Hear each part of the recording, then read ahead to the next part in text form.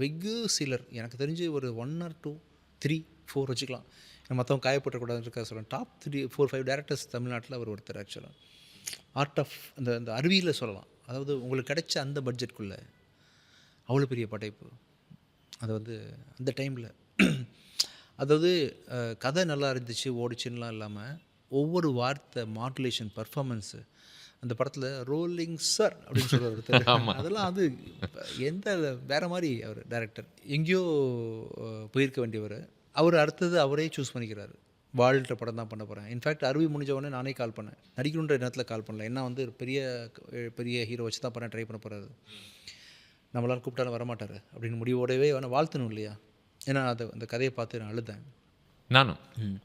வாழ்த்துறதுக்காக கால் பண்ணி சொல்லும்போது ரொம்ப சாஃப்டாக தான் பேசினார். சார் சொல்லுங்கள் சார் அப்படின்னு.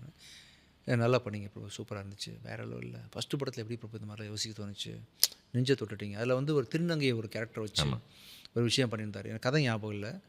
எப்படியா ஒருத்தன் அது ஃபஸ்ட்டு படத்தில் வந்து இவ்வளோ கிராண்டு விஷயத்த பண்ண முடியுமா?